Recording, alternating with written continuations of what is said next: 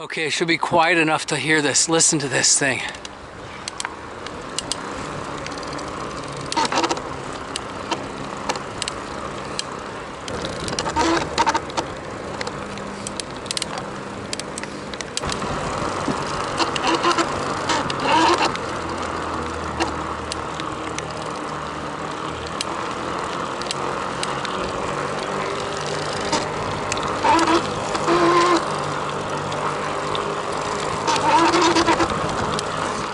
So when the motor's kicking in, oh God, and the cadence is just a bit slower than the motor, under torque and under throttle, there's no noise whatsoever.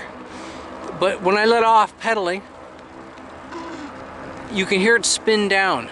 And then when I start pedaling, and if I don't go as fast as the motor wants to go, you'll hear it. I gotta go a little quicker. Listen.